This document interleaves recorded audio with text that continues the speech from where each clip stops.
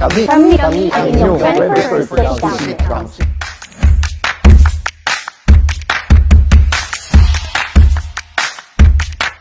Hello, Q citizens. Ako po si Councilor Bernard Herrera from District 1. Ang committee ko po ay Committee on Patrimonial and Proprietary Property. Ako po ay 3 taon nang nasa serbisyo bilang konsehal nyo.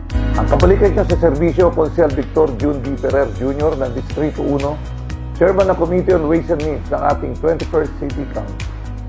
Ako po ay nasa 24 years of service na, naglilingkod bilang konsehal sa ating lungsod. My name is Councilor Dorothy Delermente, or Dr. Doray, from the 1st District of Quezon City.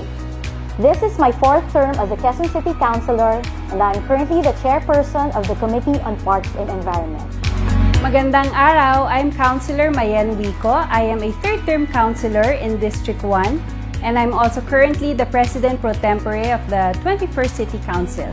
I'm also the committee chair on the Committee on Women, Family Relations, and Gender Equality. Magandang araw po sa ating lahat. Ako po si Tanijo TJ Kalalay mula sa unang distrito ng Lungsod Quezon at kasalukuyang naglilingkod sa aking unang termino bilang konsehal. Ako po ang naatasan ng 21st Quezon City Council na pangasiwaan ang Committee on Labor, Employment, and Overseas Filipino Workers. Ako si Councilor Nikki Crisologo ng unang distrito o District 1 ng Quezon City. Ako ang chairperson ng Committee on Persons with Special Challenges. Ito ay ang aking unang term bilang isang konsehal. Nagsimula ako noong taong 2019, kaya 2 taon na ako sa posisyon na ito.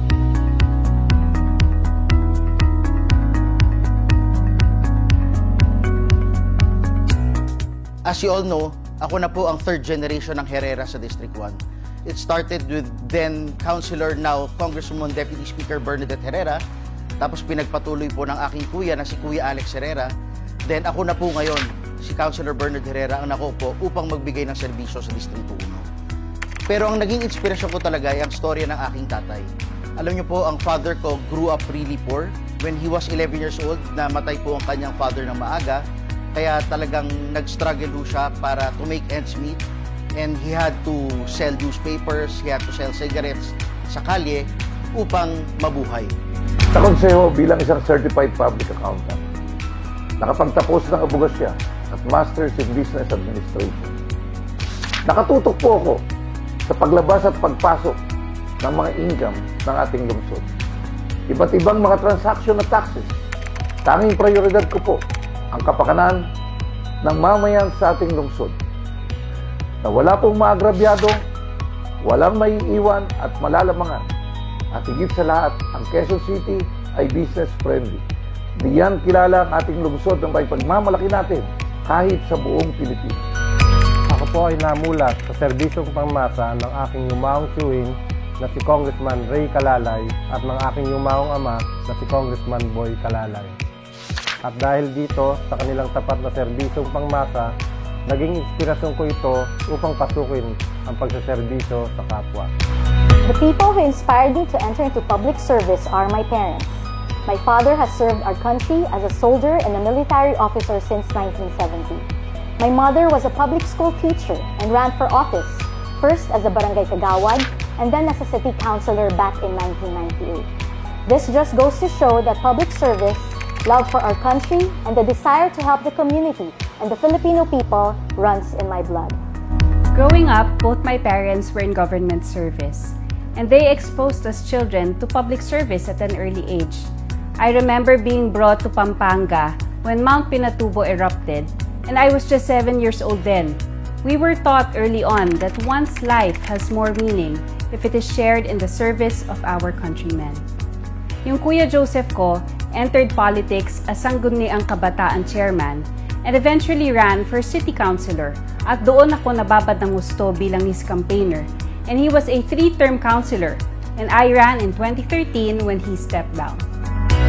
Narito ako sa public service dahil sa aking father-in-law na si former Congressman Bingbong Crisologo at sa aking asawa na current Congressman ng Distrito 1, si Congressman Onyx Crisologo. Nakita ko ang pagtulong na ginawa at ginagawa nila sa aming distrito. Nakita ko yung saya ng mga tao na natulungan nila, kaya nais ko rin tularan yung paglilingkod na ginawa at ginagawa nila sa aming mga nasasakupan.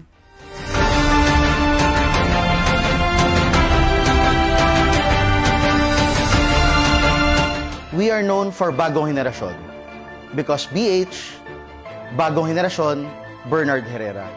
Pero it doesn't necessarily mean na ang Bagong Henerasyon is for the young ones lang. Ang Bagong Henerasyon po is a group of individuals na gusto ng positive change sa government and sa society. Ang Bagong Henerasyon po at ako ay nakafocus sa pagbibigay ng health, education, livelihood, people empowerment, and sustainable development. Alam niyo po, ang isang konsehal, ang trabaho talaga niyan ay gumawa ng ordinansa at batas at resolusyon sa ikabubuti ng mga Q-citizens. And ako po ay masaya dahil nung unang araw pa lang ng aking pag-upo, inasikaso ko na agad ang paggagawa ng ordinansa sa pagbibigay ng scholarship grants sa mga gusto mag-masters, mag-postdoctorate, sa mga gusto mag-abogado at sa mga gusto mag-doktor. Tayo ay nagtayo ng isang opisina dito sa City Hall. Gumawa tayo ng opisinang CREMCO. This is a City Real Estate Management Office. Ito naman po ay para sa in-city development, para hindi na po lumalabas yung mga taga-Q-citizens at tumira sa ibang lugar. Ito po isa sa mga advokasya ni Mayor Joy in line with our advocacy na in-city development tayo. Then for the pandemic response naman, tayo po ay gumawa ng isang ordinansa upang magbigay ng financial assistance para sa mga tao, sa mga frontliners dito sa Quezon City na tinamaan ng COVID-19 o sa mga namatay din para matulungan ang kanilang pamilya. At isa pa, gumawa tayo ng resolusyon upang hikayatin ng Quezon City Government na magtayo ng sariling laboratorio upang itest ang mga COVID-19 positives dito sa Quezon City. Marami tayong mga landmark ordinances na ipasa. Nariyan ang mga tax amnesty sa real property tax, local business tax amnesty, pag-condone at waive ng mga surcharges at interest sa mga delayed payment sa business taxes. Pagsuspinde hanggang December 2022 ng pagtaas ng pagbabayad ng real property tax. Meron din po tayong diskwento na 20% sa mga magbabayad ng maaga sa real property tax. Ginawa ko po ito noong year 2001.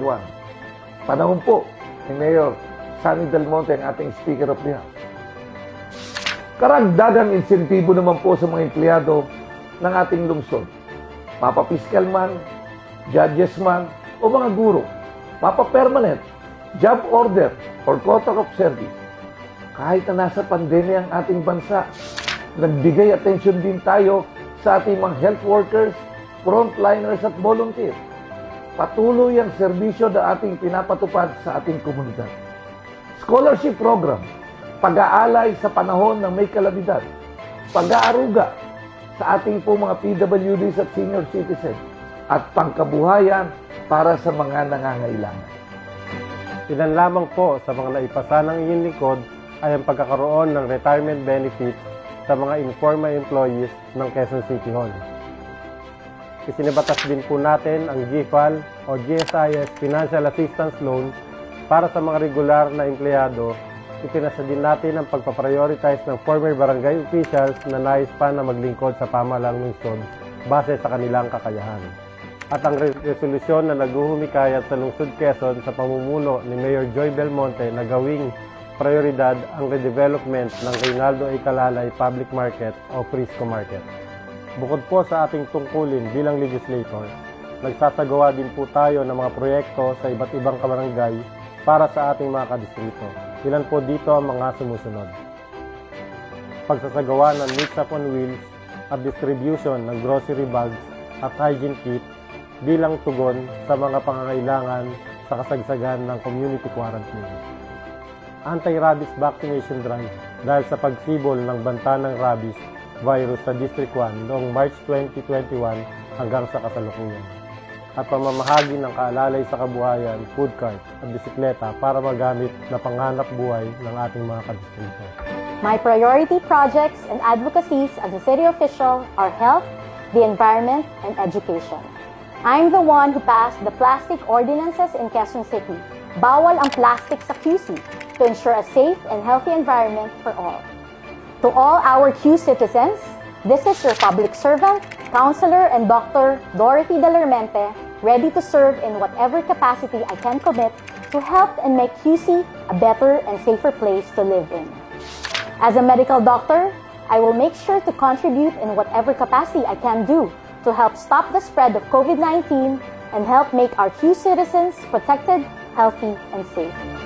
Sa pagpapatuloy ng kanilang pagtulong sa aming distrito, ako ay mayroong mga proyekto tulad ng pagbibigay ng medical equipment ng wheelchairs and canes sa mga may sakit at mayroon ding financial assistance para sa kanila.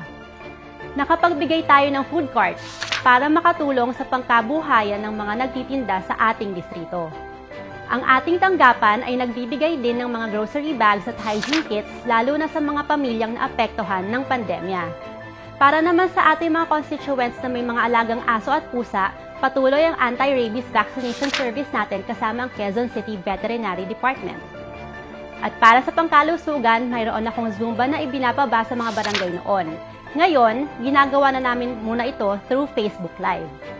At syempre, para sa ating mga PWDs, itong February at March, tayo ay nakapagbigay ng tulong panghanap buhay o yung tinatawag na tupad sa mahigit 800 na katao sa aming distrito sa tulong ng DOLE, ni Congressman Onyx Crisologo at ni Senator Joel Villanueva. Sa konseho naman, ang ilan sa mga measures na aking isinulong ay ang pagdodonate ng ambulansya sa mga health centers, ang pagkakaroon ng health card ng mga empleyado ng City Hall, at ang pagtulong sa Quezon City Veterinary Department upang maiayos ang costing ng kanilang services para mas gumanda pa ang serbisyong ibinibigay nila sa ating lungsod. Tinatawag po akong kampiyon ng kababaihan ng solo parent at LGBTQIA bilang ang mga isinulong nating polisiya at programa ay para magbigay karagdagang karapatan at proteksyon para sa mga sektor na ito. Tayo po ang naging principal author ng Gender Fair Ordinance at Anti-Catcalling Ordinance. Kasama na rin po ng Solo Parents Office at ilan pang mahahalagang batas na tumutukoy sa mga marginalized sectors na ito.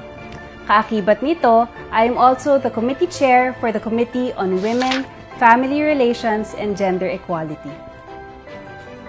Kasama sa ating mga proyekto ay ang pagpapapustiso para sa ating mga senior citizen, malawakang binyagan, practical self-defense training para sa ating mga kababaihan at BPSO, at mga livelihood trainings, pati na rin ang pagbibigay suporta sa ating student athletes.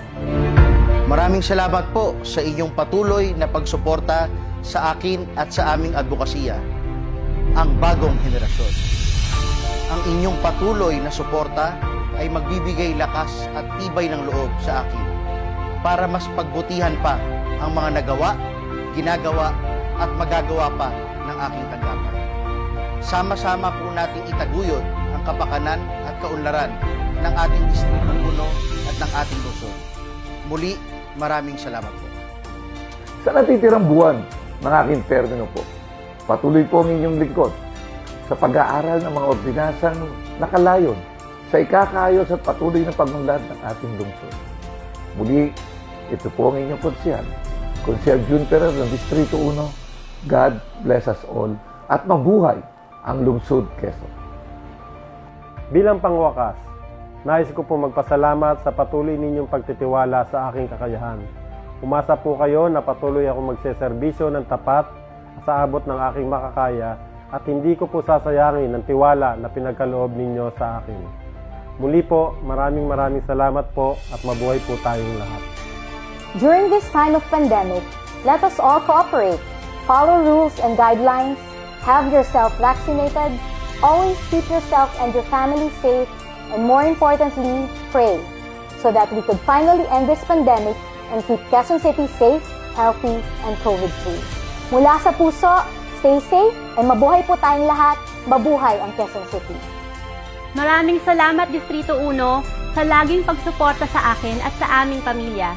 Makakaasa kayo na nandito kami palagi para maglingkod at tumulong sa inyo. Sa aking huling taon bilang konsehal, ako ay lubos na nagpapasalamat sa pagkakataong ibinigay sa akin upang makapagserbisyo. Tunay na naging karangalan para sa akin ang matawag na isang lingkod bayan. Kami ay kawani ng gobyerno. Handang maglingkod at tumugon. sa mga pangangailangan ng aming nasasakupan. Bilang inyong mambabatas, Kami ay nagkakaisa sa aming layunin. Serbisyo para sa bayan. Minamahal naming Q-citizens. Kaysa ninyo kaming lahat. Tungo sa magandang kinabukasan ng lungsod Quezon. our shared involvement to public service Only proves that our obligation Lies among the people. as your your councilors, counselors, We remain committed to serve you. Kami Kami. Kami, kami, Kami ang inyong inyong 21st 21st Council. Council.